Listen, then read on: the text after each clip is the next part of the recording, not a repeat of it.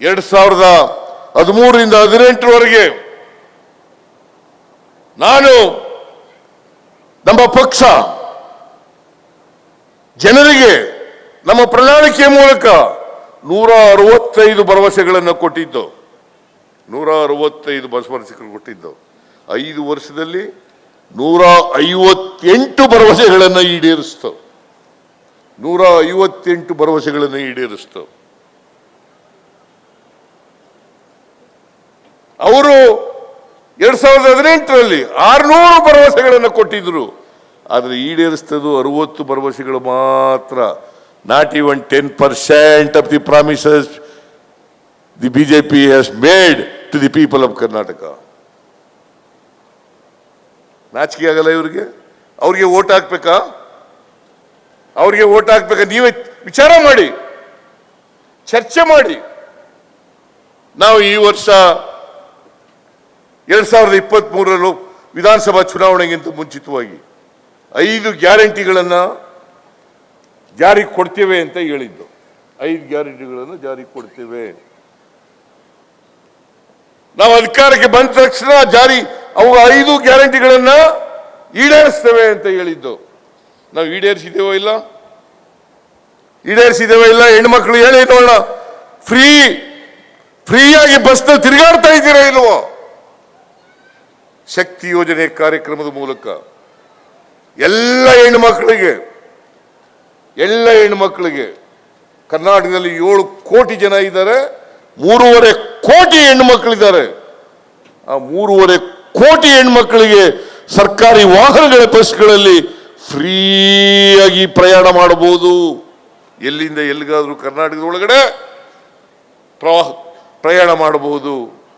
ಹಿಂದೆ ಯಾರೆಲ್ಲರೂ ಮಾಡಿದ್ರಿ? ಹಿಂದೆ ಯಾವೆಲ್ಲರೂ ಮಾಡಿದ್ರ? ಯಾವಲ್ಲೂ ಮಾಡಿರ್ಲಿಲ್ಲ. ಬಿಜೆಪಿಯವರು ಏನ್ ಹೇಳಿದ್ರು? ನಾವು 5 ಗ್ಯಾರಂಟಿಗಳನ್ನು ಕೊಟ್ಟಾಗ ಈ ಗ್ಯಾರಂಟಿಗಳನ್ನ ಜಾರಿ ಮಾಡ್ಲಿಕ್ಕೆ ಸಾಧ್ಯ ಇಲ್ಲ. ಒಂದು ವೇಳೆ ಮಾಡಿದ್ರೆ ಕರ್ನಾಟಕ ರಾಜ್ಯ ಆರ್ಥಿಕವಾಗಿ ದಿವಾಳಿ ಆಗ್ಬಿಡ್ತದೆ. ಅಭಿವೃದ್ಧಿ ಕೆಲಸಗಳಿಗೆ ದುಡ್ಡಿಲ್ಲದಾಗ ಆಗ್ಬಿಡ್ತದೆ.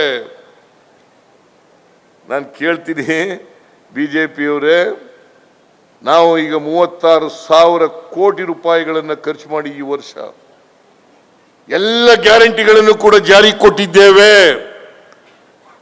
ಶಕ್ತಿ ಯೋಜನೆ, ಗೃಹ ಜ್ಯೋತಿ, ಗೃಹಲಕ್ಷ್ಮಿ, ಅನ್ನಭಾಗ್ಯ, ಯುವ ನಿಧಿ 5 ಕಾರ್ಯಕ್ರಮಗಳನ್ನು ಕೂಡ ಜಾರಿ ಕೊಟ್ಟಿದ್ದೀವಿ. 36,000 ಕೋಟಿ ಖರ್ಚು ಮಾಡಿದ್ದೀವಿ. ಮುಂದಿನ ವರ್ಷಕ್ಕೆ 56,000 ಕೋಟಿ ರೂಪಾಯಿ ಖರ್ಚಾಗ್ತದೆ. ಅದನ್ನು ಕೂಡ ಕೊಡ್ತಾ ಇದ್ದೀವಿ. ಮುಂದಿನ ಬಜೆಟ್ನಲ್ಲಿ ಈ 56,000 ಕೋಟಿ ಜೊತೆಗೆ ಇನ್ನೂ ಅಭಿವೃದ್ಧಿ ಕೆಲಸಗಳಿಗೆ 64,000 ಕೋಟಿ ರೂಪಾಯಿಗಳನ್ನ ಇಟ್ಟಿದ್ದೇವೆ. ಒಟ್ಟು 1,20,000 ಕೋಟಿ ರೂಪಾಯಿಗಳನ್ನ ಗ್ಯಾರಂಟಿಗಳೂ ಸೇರಿ ಅಭಿವೃದ್ಧಿ ಕೆಲಸಗಳಿಗೆ ಇಟ್ಟಿದ್ದೇವೆ. ಅದರಲ್ಲಿ ನೀರಾವರಿನೂ ಬರ್ತದೆ, ರಸ್ತೆಗಳ ಕೆಲಸನೂ ಬರ್ತದೆ, ಬ್ರಿಡ್ಜ್ಗಳ ಕೆಲಸ ಮಾಡೋದು ಬರ್ತದೆ, ಮೂಲಸೌಕರ್ಯಗಳನ್ನು ಮಾಡ್ತಕ್ಕಂಥದ್ದು ಕೂಡ ಬರ್ತದೆ. ಹೇಳಿ, ಈಗ ನಮಗೂ ಓಟ್ ಹಾಕ್ಬೇಕಾ? ಬಿಜೆಪಿಗೆ ಓಟ್ ಹಾಕ್ಬೇಕಾ? ನಮಗೂ ಓಟ್ ಹಾಕ್ಬೇಕಾ? ಬಿಜೆಪಿಗೆ ಓಟ್ ಹಾಕ್ಬೇಕಾ? ನಿಮ್ಮ ಕಷ್ಟ ಸುಖಗಳಿಗೆ ಸ್ಪಂದಿಸ್ತಕ್ಕಂಥ ಕಾಂಗ್ರೆಸ್ ಪಕ್ಷಕ್ಕೆ, ಕಾಂಗ್ರೆಸ್ ಸರ್ಕಾರಕ್ಕೆ ಓಟ್ ಹಾಕ್ಬೇಕಾ? ಇಲ್ಲ ಸುಳ್ಳು ಹೇಳಿ ದಾರಿ ತಪ್ಪಿಸ್ತಕ್ಕಂಥ, ದೇವರ ಹೆಸರು ಹೇಳಿ, ಧರ್ಮದ ಹೆಸರು ಹೇಳಿ ವಿಷ ಬೀಜಗಳನ್ನು ಬಿತ್ತಿ ಜನರ ಮನಸ್ಸಿನಲ್ಲಿ ದ್ವೇಷದ ಜ್ವಾಲೆಯನ್ನು ಉಂಟು ಮಾಡ್ತಕ್ಕಂಥ ಭಾರತೀಯ ಜನತಾ ಪಕ್ಷಕ್ಕೆ ಓಟ್ ಹಾಕ್ಬೇಕಾ? ಇದು ಚರ್ಚೆ ಆಗಬೇಕಾಗಿರ್ತಕ್ಕಂಥದ್ದು. ಇದ್ರ ಬಗ್ಗೆ ಓಟ್ ಹಾಕ್ಬೇಕು. ಅವರು ಸುಳ್ಳು ಮಾತುಗಳ ಮೇಲೆ ಅಲ್ಲ. ಹಿಂದೆ ಕಳೆದ ಲೋಕಸಭಾ ಚುನಾವಣೆಯಲ್ಲಿ 370 ಪುಲ್ವಾಮಾ ಅದರ ಮೇಲೆ ಗೆದ್ದುಬಿಟ್ರು. ಈಗ ಜೈ ಶ್ರೀರಾಮ್ ದೇವಸ್ಥಾನ ಕಟ್ಟಿಸ್ಬಿಟ್ಟಿದ್ದೀವಿ. ಶ್ರೀರಾಮನ್ ದೇವಸ್ಥಾನ ನಿಮ್ಮ ಊರಿನಲ್ಲೆಲ್ಲ ಶ್ರೀರಾಮನ್ ದೇವಸ್ಥಾನ ಇಲ್ವಾ? ಇದೆಯೇ ಇಲ್ಲ? ನಾನು 2 ದೇವಸ್ಥಾನ ಕಟ್ಟಿಸಿದ್ದೀನಿ ನಮ್ಮ ಊರಿನಲ್ಲಿ. ಶ್ರೀರಾಮನ ದೇವಸ್ಥಾನ ಕಟ್ಟಿಸಿದ್ದೀನಿ. ಅದಕ್ಕೆ ನಾನು ಜೈ ಶ್ರೀರಾಮ್ ಅಂತ ಕರೀತಾರೆ ಈ ಬಿಜೆಪಿಯವರು. ನಾನು ಏನಂತ ಕರಿತೀನಿ, ಜೈ ಸೀತಾರಾಮ್, ಜೈ ಸೀತಾರಾಮ್. ನೀವು ಎಲ್ಲ ನೋಡಿ, ರಾಮ ಮಂದಿರಗಳಲ್ಲಿ ಇರುವಾಗ ಶ್ರೀರಾಮಚಂದ್ರ, ಸೀತೆ, ಲಕ್ಷ್ಮಣ, ಆಂಜನೇಯ ಇರ್ತಾರ ಇಲ್ಲ? ಇವರು ಬರೀ ಶ್ರೀರಾಮಚಂದ್ರನೇ, ಬರೀ ಶ್ರೀರಾಮಚಂದ್ರ. ಅದಕ್ಕೆ ನಾನು ಹೇಳಿದೆ ಬಿಜೆಪಿ ಅವರಿಗೆ, ಜೈ ಶ್ರೀಮ ಅಂತ ಹೇಳ್ಬೇಡ್ರಪ್ಪ, ಜೈ ಸೀತಾರಾಮ್ ಅಂತ ಹೇಳಿ, ಆಂಜನೇಯನೂ ಬಿಟ್ಬಿಡ್ಬೇಡ್ರಿ ಅಂತ ಹೇಳ್ತಾ ಇದ್ದೀನಿ. ಅದಕ್ಕೆ ಈ ಸಾರಿ ನಾನು ಬಜೆಟ್ನಲ್ಲಿ ಆಂಜನೇಯ ಹುಟ್ಟಿದ್ನಲ್ಲ, ಅಂಜನಾದ್ರಿ ಗಂಗಾವತಿ ತಾಲೂಕಿನ ಅಂಜನಾದ್ರಿ, ಅದರ ಅಭಿವೃದ್ಧಿಗೆ 100 ಕೋಟಿ ರೂಪಾಯಿಗಳನ್ನು ಒದಗಿಸಿದ್ದೇನೆ. ಈ ಸಾರಿ 100 ಕೋಟಿ ರೂಪಾಯಿಗಳನ್ನು ಒದಗಿಸಿದ್ದೇನೆ. ನಮಗೆ ಪ್ರೇರಣೆ ಯಾರು ಗೊತ್ತಾ? ಬಸವಾದಿ ಶರಣರು, ನುಡಿದಂತೆ ನಡೆದಂಥವರು. ಬಸವಣ್ಣವರ ಫೋಟೋವನ್ನ ಎಲ್ಲ ಸರ್ಕಾರಿ ಕಚೇರಿಗಳಲ್ಲಿ ಇಡಬೇಕು ಅಂತೇಳಿ ಆದೇಶ ಕೊಟ್ಟವರು ಯಾರು? ಯಡಿಯೂರಪ್ಪನ, ಬಸವರಾಜ ಬೊಮ್ಮಾಯಿನ? ಎಲ್ಲ ಸರ್ಕಾರಿ ಕಚೇರಿಗಳಲ್ಲಿ ಬಸವಣ್ಣವರ ಫೋಟೋ ಇಡಬೇಕು ಅಂತೇಳಿ ಆದೇಶ ಮಾಡಿದ್ದು ಸಿದ್ದರಾಮಯ್ಯ, ನಮ್ಮ ಕಾಂಗ್ರೆಸ್ ಸರ್ಕಾರ. ಈಗ ಬಸವಣ್ಣವರನ್ನ ಸಾಂಸ್ಕೃತಿಕ ನಾಯಕ, ಕಲ್ಚರಲ್ ಲೀಡರ್. ಯಾಕಂತಂದ್ರೆ ಬಸವಾದಿ ಶರಣರು ಸಮಾಜದಲ್ಲಿ ಬದಲಾವಣೆಯನ್ನು ಬಯಸಲಿಕ್ಕೆ ಅದಕ್ಕೋಸ್ಕರ ಸಾಮಾಜಿಕ ಕ್ರಾಂತಿಯನ್ನು ಮಾಡಿದರು. ಸಮಾಜದಲ್ಲಿ ಜಾತಿ ಹೋಗ್ಬೇಕು, ವರ್ಗ ಹೋಗ್ಬೇಕು, ಎಲ್ಲರೂ ಮನುಷ್ಯರಾಗಿ ಬಾಳಬೇಕು, ಕಂದಾಚಾರಗಳು ಹೋಗ್ಬೇಕು, ವೈಚಾರಿಕತೆ ಬೆಳೀಬೇಕು, ವೈಜ್ಞಾನಿಕತೆ ಬೆಳೀಬೇಕು ಅಂತ ಮನುಷ್ಯರ ಸಮಾಜ ನಿರ್ಮಾಣ ಆಗಬೇಕು ಅಂತ ಕನಸನ್ನು ಕಂಡಿದ್ದಂಥವರು ಬಸವಾದಿ ಶರಣರು. ನೀವು ಯಾವತ್ತಾರು ಮಾಡಿದ್ರ? ಬಸವಣ್ಣವರನ್ನ ಸಾಂಸ್ಕೃತಿಕ ನಾಯಕ ಅಂತ ಮಾಡಿದ್ರೇನ್ರಿ? ಯಾರು ಮಾಡಿದವರು?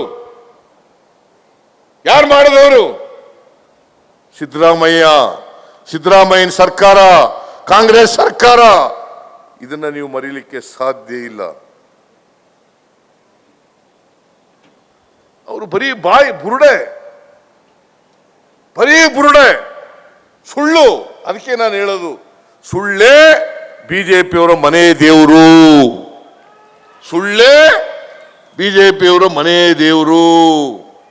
ಸುಳ್ಳು ಹೇಳೋದು. ಅಲ್ಲಿ ನರೇಂದ್ರ ಮೋದಿ ಅವರು ಸುಳ್ಳು ಹೇಳ್ತಾರೆ, ಇಲ್ಲಿ ಬಿಜೆಪಿಯವರು ತಲೆ ಕುಣಿಸ್ತಾರೆ. ಕೊಲೆ ಬಸವಂತರ ತಲೆ ಕುಣಿಸೋದು. ಕೊಲೆ ಬಸವನ್ ಕೇಳಿದ್ರ ಕತೆ? ಕೊಲೆ ಬಸವಂತರ ತಲೆ ಕುಣಿಸೋದು. ಇವರಿಗೆ ಲೋಕಸಭಾ ಸದಸ್ಯರ ಕಳಿಸ್ಕೊಡ್ಬೇಕಾ? ಹೇಳಿ ನೋಡೋಣ. ಕಳಿಸಬಾರ್ದು. ನಾವು ಇನ್ನೊಂದು 2-3 ದಿನದಲ್ಲಿ ಅಭ್ಯರ್ಥಿಗಳನ್ನು ಆಯ್ಕೆ ಮಾಡ್ತೀವಿ ಲೋಕಸಭೆಗೆ, ಚಿಕ್ಕೋಡಿಗೆ ಮತ್ತು ಬೆಳಗಾಂಗೆ. ಯಾರೇ ಅಭ್ಯರ್ಥಿ ಆಗಲಿ ಒಳ್ಳೆಯ ಅಭ್ಯರ್ಥಿಗಳನ್ನು ಕೊಡ್ತೀವಿ. ದಯಮಾಡಿ ಈ ಸಾರಿ ಚಿಕ್ಕೋಡಿ ಕ್ಷೇತ್ರದಲ್ಲಿ ನಮ್ಮ ಅಭ್ಯರ್ಥಿಯನ್ನು ಗೆಲ್ಲಿಸ್ಕೊಡ್ಬೇಕು ಅಂತೇಳಿ ನಿಮ್ಮಲ್ಲಿ ಅತ್ಯಂತ ಕಳಕಳಿಯಿಂದ ಪ್ರಾರ್ಥನೆ ಮಾಡಿ. ನಾವು ಕೂಲಿ ಕೇಳ್ತೀವಿ ಅಷ್ಟೇ. ಕೆಲಸ ಮಾಡಿದೀವಪ್ಪ, ಕೂಲಿ ಕೊಡಿ. ಯಾರು ಕೆಲಸ ಮಾಡ್ತಾರೆ ಅವ್ರಿಗೆ ಕೂಲಿ ಕೊಡಿ, ಯಾರು ಕೆಲಸ ಮಾಡಲ್ಲ ಅವ್ರಿಗೆ ಕೂಲಿ ಕೊಡಬೇಡಿ. ಕೂಲಿ ಕೊಡ್ತೀರಿ ಅಲ್ವಾ?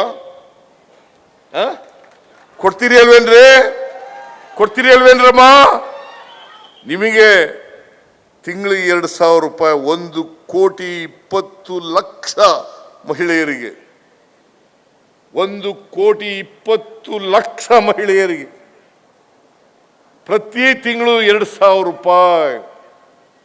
ಯಜಮಾನಿಗೆ free bus, free current, free ಅಕ್ಕಿ.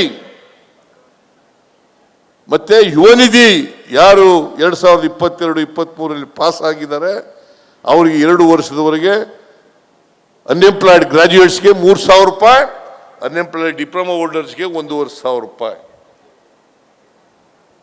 ಇವತ್ತು 4.25 ಕೋಟಿ ಜನರಿಗೆ ಸುಮಾರು 5,000 to 6,000 ರೂಪಾಯಿ ಪ್ರತಿ ತಿಂಗಳಿಗೆ ಸಿಗುತ್ತೆ. 50,000 to 60,000 ರೂಪಾಯಿ ಪ್ರತಿ ವರ್ಷಕ್ಕೆ ಸಿಗುತ್ತೆ. ಪ್ರತಿ ವರ್ಷ ಸಿಗುತ್ತೆ. ಇದು ನಾವು ಓಟ್ಗೋಸ್ಕರ ಮಾಡಿರ್ತಕ್ಕಂಥ ಕಾರ್ಯಕ್ರಮಗಳಲ್ಲ. ಬಡವರು, ಮಹಿಳೆಯರು, ದಲಿತರು, ಹಿಂದುಳಿದವರು, ರೈತರು, ಅಲ್ಪಸಂಖ್ಯಾತರು, ಕಾರ್ಮಿಕರು ಅವರಿಗೆ ಆರ್ಥಿಕ ಶಕ್ತಿಯನ್ನ, ಸಾಮಾಜಿಕ ಶಕ್ತಿಯನ್ನ ತುಂಬಬೇಕು ಅನ್ನೋ ಕಾರಣಕ್ಕೋಸ್ಕರ ಮಾಡಿರ್ತಕ್ಕಂಥ ಕಾರ್ಯಕ್ರಮಗಳು. ನಿಮಗೆ ಕೊಂಡ್ಕೊಳ್ಳಿಕ್ಕೆ ಶಕ್ತಿ ಇದ್ರೆ ತಾನೇ ಅಂಗಡಿಗೆ ಹೋಗೋದು, ಕೊಂಡ್ಕೊಳ್ಳಿಕ್ಕೆ ದುಡ್ಡಿದ್ರೆ ತಾನೇ ಹೋಟೆಲ್ಗೆ ಹೋಗೋದು, ದುಡ್ಡಿದ್ರೆ ತಾನೇ ಬಟ್ಟೆ ಅಂಗಡಿಗೆ ಹೋಗೋದು, ದುಡ್ಡಿದ್ರೆ ತಾನೇ ನಿಮ್ಮ ಮಕ್ಕಳನ್ನ ಶಾಲೆಗೆ ಕಳಿಸೋದು, ನಿಮ್ಮ ಮಕ್ಕಳಿಗೆ ಬಟ್ಟೆ ಹೊಲಿಸ್ಕೊಡೋದು, ಪುಸ್ತಕಗಳು ತಗೊಡೋದು. ಅದಕ್ಕೋಸ್ಕರ ಪ್ರತಿ ತಿಂಗಳು ಸುಮಾರು 1,20,00,000ಕ್ಕೂ ಹೆಚ್ಚು ಕುಟುಂಬಗಳಿಗೆ ತಿಂಗಳಿಗೆ 5,000 to 6,000 ರೂಪಾಯಿ ಸಿಕ್ಕಾಗ ಮಾಡಿದ್ದೀವಿ. ಕೊಂಡ್ಕೊಳ್ತಕ್ಕಂಥ ಶಕ್ತಿಯನ್ನ ಹೆಚ್ಚು ಮಾಡಿದ್ದೀವಿ. ಅದಕ್ಕೆ ಧರ್ಮಸ್ಥಳದ ಹೆಗ್ಡೆಯವರು ಪತ್ರ ಬರೆದರು ನನಗೆ, ಸಿದ್ದರಾಮಯ್ಯನವರೇ, ನೀವು ಶಕ್ತಿ ಯೋಜನೆ ಮಾಡಿರೋದ್ರಿಂದ, ಬೇರೆ ಗ್ಯಾರಂಟಿ ಯೋಜನೆಗಳನ್ನು ಮಾಡಿರೋದ್ರಿಂದ ಇವತ್ತು ಜನ ರಾಜ್ಯ ತುಂಬ ಓಡಾಡಲಿಕ್ಕೆ ಪ್ರಾರಂಭ ಮಾಡಿದ್ದಾರೆ. ದೇವಸ್ಥಾನಗಳಿಗೆ ಬರ್ಲಿಕ್ಕೆ ಜಾಸ್ತಿ ಆಗಿದ್ದಾರೆ. ನಮ್ಮ ದೇವಸ್ಥಾನಗಳ ಉಂಡಿ ಹಣ ಜಾಸ್ತಿ ಆಗಿದೆ. ಮಂಜುನಾಥ ದೇವಸ್ಥಾನಕ್ಕೆ ಹೆಚ್ಚು ಭಕ್ತಾದಿಗಳು ಬರ್ತಾ ಇದ್ದಾರೆ. ಅದರಿಂದ ನಿಮಗೆ ಧನ್ಯವಾದಗಳು ಅಂತೇಳಿ ಪತ್ರ ಬರೆದಿದ್ರು.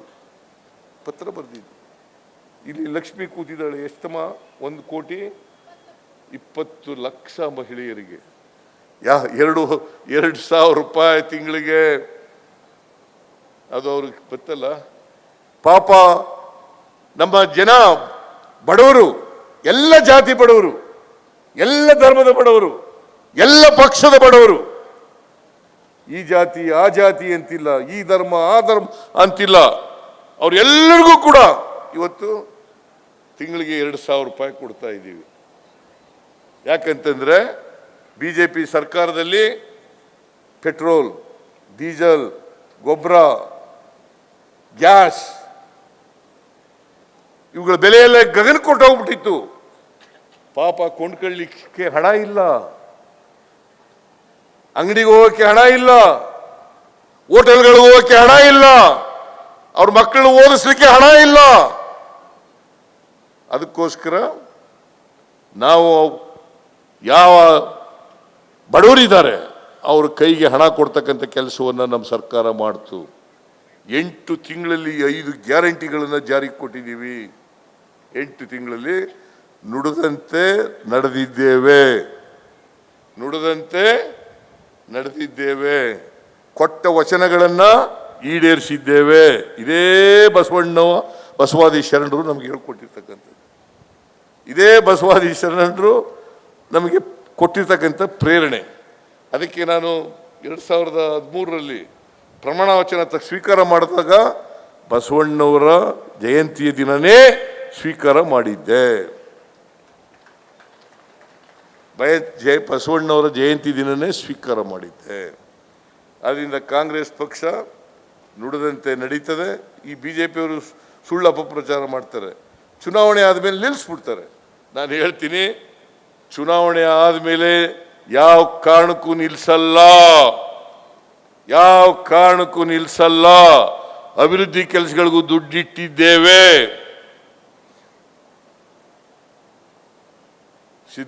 ನಾವು ಕೊಟ್ಟ ಮಾತಿನಂತೆ ನಡ್ಕೊಳ್ತೇವೆ. ನಮ್ಮನ್ನ ನಂಬಿ, ನಮ್ಮನ್ನ ಮೇಲೆ ವಿಶ್ವಾಸ ಇಡಿ. ಮುಂದಿನ ಚುನಾವಣೆಯಲ್ಲಿ ಕಾಂಗ್ರೆಸ್ ಪಕ್ಷಕ್ಕೆ ಆಶೀರ್ವಾದ ಮಾಡಿ. ಇವತ್ತು ಇಲ್ಲಿ ಅಥಣಿ ತಾಲೂಕಿನಲ್ಲಿ ಸುಮಾರು 76,000 ಮತಗಳನ್ನು ಹೆಚ್ಚಾಗಿ ಕೊಟ್ಟಿದ್ದೀರಿ. ಲಕ್ಷ್ಮಣ್ ಸವದಿಗೆ 76,000 ಮತಗಳು. ಕನಿಷ್ಠ ಪಕ್ಷ ಈ ತಾಲೂಕಿನಲ್ಲಿ 1 ಲಕ್ಷ ಹೆಚ್ಚು ಮತಗಳು ನಮಗೆ ಬರಬೇಕು ಮುಂದಿನ ಲೋಕಸಭಾ ಚುನಾವಣೆಯಲ್ಲಿ ಅಂತೇಳಿ ನಿಮ್ಮಲ್ಲಿ ಕನವಿಯನ್ನು ಮಾಡ್ತೇನೆ. ಯಾಕಂತಂದ್ರೆ ಅವರು ಇವೆಲ್ಲ ಕೆಲಸ ಮಾಡಿಸಿದಾರಲ್ಲ, ಕೆಲಸ ಮಾಡಿದ ಮೇಲೆ ನಿಮ್ಮ ಆಶೀರ್ವಾದ ಇರಬೇಕಲ್ಲ ನಮಗೆ. 1486 ಕೋಟಿ, 1,500 ಕೋಟಿ ರೂಪಾಯಿನ ಪ್ರಾಜೆಕ್ಟು ಕೊಟ್ಟಲ್ಗಿ ಏತ ನೀರಾವರಿ ಯೋಜನೆ, 1,500 ಕೋಟಿ. ನಿಮ್ಮ ಆಶೀರ್ವಾದ ಇರಲಿ ಅಂತೇಳಿ ಕೇಳ್ಕೊಂಡು ಲಕ್ಷ್ಮಣ್ ಸವದಿ ಅವರ ಕೈಯನ್ನು ಬಲಪಡಿಸ್ತಕ್ಕಂಥ ಕೆಲಸವನ್ನು ಮಾಡಬೇಕು. ಮುಂದಿನ ದಿನಗಳಲ್ಲಿ ನಿಮಗೆ ಭವಿಷ್ಯ ಇದೆ, ಈಗಾಗಲೇ ಹೇಳಿದಾರಲ್ಲ, ಭವಿಷ್ಯ ಇದೆ. ಯಾಕೆಂತಂದರೆ ಲಕ್ಷ್ಮಣ್ ಸವದಿ ಇದ್ದಾರಲ್ಲ, ಒಬ್ಬ ಒಳ್ಳೆ ಕ್ರಿಯಾಶೀಲ ರಾಜಕಾರಣಿ. ಗುಣಕ್ಕೆ ಮಾತ್ಸರ್ಯ ಇರಬಾರದು. ಅವ್ರು ನಮ್ಮ ಜೊತೆ ಇಲ್ಲದೇ ಇರ್ಬೋದು, ಆದರೆ ಈಗ ನಮ್ಮ ಜೊತೆ ಬಂದಿದ್ದಾರೆ. ನಾನು ನೋಡಿದೆ, ಹತ್ತಿರದಿಂದ ನೋಡಿದ್ದೀನಿ. ಅವರು ಜನಪರವಾದಂಥ ಕಾಳಜಿ ಇಟ್ಕೊಂಡಿರೋರು, ಬಡವ್ರ ಬಗ್ಗೆ ಕಾಳಜಿ ಇಟ್ಕೊಂಡಿರ್ತಕ್ಕಂಥವ್ರು, ಮತ್ತು ಉತ್ತಮವಾದಂಥ ಲೀಡರ್ ಎಲ್ಲ ಲಕ್ಷಣಗಳನ್ನು ಹೊಂದಿರತಕ್ಕಂಥ ನಾಯಕರು. ಅದರಿಂದ ಅವರಿಗೆ ಮುಂದಿನ ದಿನಗಳಲ್ಲಿ ಭವಿಷ್ಯ ಇದೆ ಅಂತಕ್ಕಂಥ ಮಾತುಗಳನ್ನು ಈ ಸಂದರ್ಭದಲ್ಲಿ ಹೇಳಿ, ಇವತ್ತು ಭಾಳ ಸಮಯ ಆಗಿದೆ. ನೀವೆಲ್ಲರೂ ಕೂಡ ಇಷ್ಟೊತ್ತಾದರೂ ಕೂಡ ಕೂತಿದ್ದೀರಿ. ಅದಕ್ಕೋಸ್ಕರ ನಿಮಗೆ ಕೋಟಿ ನಮಸ್ಕಾರಗಳನ್ನು ಸಲ್ಲಿಸಿ ಈ ಕೊಟ್ಟಲ್ಗಿ ಏತ ನೀರಾವರಿ ಯೋಜನೆಗೆ ಶಂಕುಸ್ಥಾಪನೆಯನ್ನು ಅತ್ಯಂತ ಸಂತೋಷದಿಂದ ನಾವೆಲ್ಲರೂ ನೆರವೇರಿಸಿದ್ದೇವೆ ಅಂತಕ್ಕಂಥ ಮಾತುಗಳನ್ನು ಹೇಳಿ ನಿಮಗೆಲ್ಲ ನಮಸ್ಕಾರ ಮಾಡಿ ನಾನು ಮಾತು ಮುಗಿಸ್ತೇನೆ. ಜೈ ಹಿಂದ್, ಜೈ ಕರ್ನಾಟಕ. ಹೆಚ್ಚಿನ ವಿಡಿಯೋಗಳಿಗೆ ಪ್ರತಿಧ್ವನಿ ಯೂಟ್ಯೂಬ್ ಚಾನೆಲ್ ಸಬ್ಸ್ಕ್ರೈಬ್ ಮಾಡಿ, ಬೆಲ್ ಐಕಾನ್ ಕ್ಲಿಕ್ ಮಾಡಿ.